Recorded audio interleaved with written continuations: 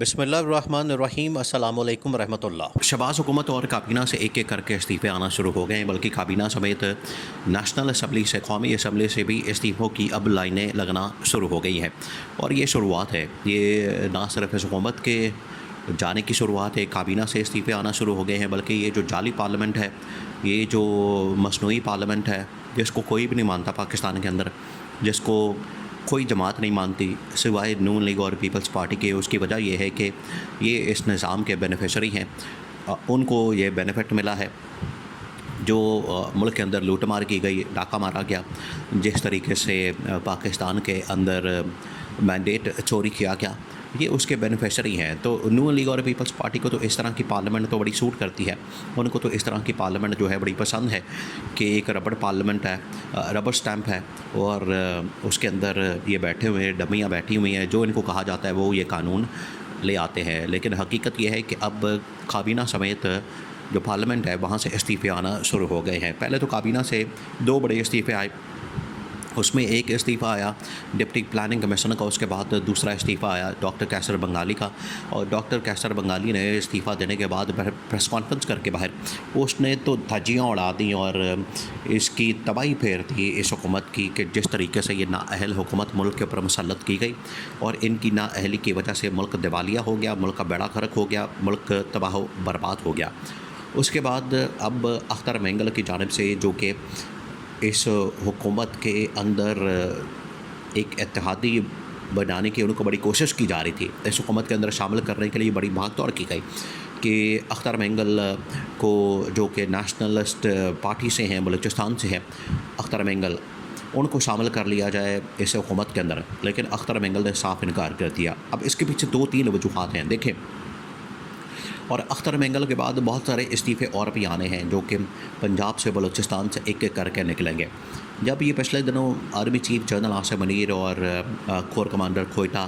وہاں پر پہنچے، وہاں پر ملاقات ہوئی، بلوچستان کے اندر دہشت گردی ہوئی، بلوچستان کے اندر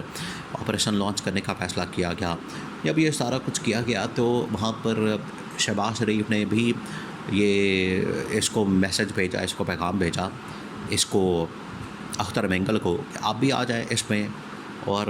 یہ اجلاس ہو رہا ہے، میٹنگ ہو رہی ہے، تو اس کے اندر آ کے آپ شرکت کریں، اس کے اندر آ کر آپ پارٹیسپیٹ کریں۔ اختر مینگل نے انکار کر دیا، اس نے کہا کہ میرا کیا اس میں سٹیک ہے، حکومت آپ کی ہے، حکومت نون لیگ کی ہے، بلوچستان کے اندر حکومت نون لیگ کی ہے، پیپلز پارٹی کی ہے، سٹیکس آپ کے ہیں، آپ اس کو ہینڈل کریں، مینج کریں اس مسئلے کو۔ یہ جو دہشت گردی ہے یا یہ جو یہاں پر علیحدگی پسند تحریکیں ہیں، اس کو مینج کرنا، چلانا، یا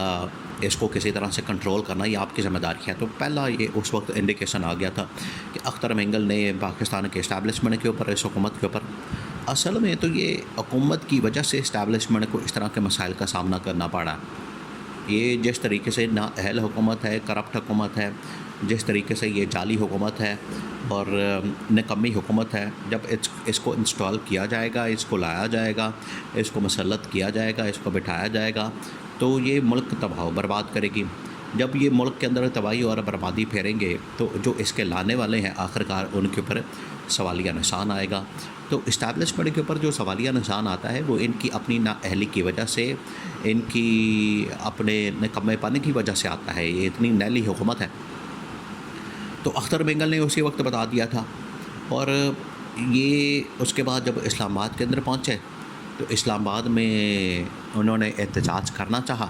انہوں نے جلسے جلوس کرنے چاہے، انہوں نے جو وفاقی حکومت ہے اس کے سامنے کچھ گزارشات رکھیں، اس کے سامنے کچھ معاملات رکھے کہ بلوچستان کے حوالے سے کیا کرنا چاہیے، اس میں عمران خان کو بھی شامل کیا جائے، عمران خان سے بھی آخرکار آپ بات کریں، اس سے بھی پالیسی سٹیٹمنٹ لیں، اس سے بھی آپ پوچھیں، ان سے بھی آپ رابطہ کریں اور اس سے بھی انفارمیشن لیں۔ اور کیونکہ عمران خان کے دور حکومت میں جس طریقے سے بلوچستان کے حالات و واقعات اور اس کے ساتھ ساتھ پورے پاکستان کے اندر جو دہشت گردی تھی، اس کو جیسے کنٹرول کیا گیا، اس کو جیسے مینج کیا گیا، اس کو جس طرح سے معاملات کو چلایا گیا، یہ انہوں نے عمران خان کی پالیسی نے اور عمران خان کی اس وقت کی اسٹیبلشمنٹ نے جو عمران خان کو ان کو پالیسی دی، اس کے اوپر امپلیمنٹیشن ہوئی، عمل درآمد ہوا۔ تو یہ بلوچستان کے لوگوں نے اس چیز کو ریئلائز کیا. یہ ان کو پتہ ہے کہ عمران خان کی پالیسی میں اور یہ شریف خاندان زرداری خاندان کی پالیسی میں زمین آسمان کا فرق ہے. اس کے اندر کتنا فرق ہے جس کی وجہ سے بلوچستان میں آج امن و امان نہیں, آج وہاں پر صورتحال بہتر نہیں, جبکہ عمران خان نے وہاں پر امن و امان کے صورتحال کو بڑے زبردست انداز سے مینج کیا. تو جتنے بلوچ سردار ہیں یا بلوچ وہاں کے نمائندے ہیں, وہاں کے عوامی نمائندے, ان کو پتہ ہے کہ یہ پالیسی جو شہباز شریف خاندان زرداری خاندان کی جانب سے وہاں پر حکومت کی شکل میں اپنائی جائے گی, وہ پالیسی آخرکار ہمارے گلے پڑ جانی ہے. اس کی وجہ سے ہمیں نقصان ہونا ہے, اس کی وجہ سے تباہی اور بربادی پھرنی ہے. تو یہ انہوں نے پہلے ہی بتا دیا تھا اور آج وہی ہو رہا ہے. آج وہ جو تباہی اور بربادی ہے, آج وہ جو پاکستان کی جو دہشت گردی ہے, آج پاکستان کے اندر امن و امان کی خراب صورتحال ہے, نون لیگ اور پیپلز پارٹی کی وجہ سے وہ لوگوں کے گلے پڑ چکی ہے. تو یہ استعفے جو اوپر نیچے آ رہے ہیں, اختر مینگل کا, اس سے پہلے ڈاکٹر کیسر بنگالی کا, پھر اس کے بعد ڈپٹی پلاننگ کمیشن کا, اب اور سوئی دادن گیس سے اور بڑے اداروں سے ایک ایک کر کے استعفیٰ آ رہا ہے. وہ سارے لوگ استعفیٰ دے رہے ہیں. وہ لوگ کہہ رہے ہیں کہ ہمیں کیا ضرورت پڑی ہے آپ کے ساتھ کام کرنے کی, آپ تو ملک ہی نہیں چلا سکتے, آپ کے پاس تو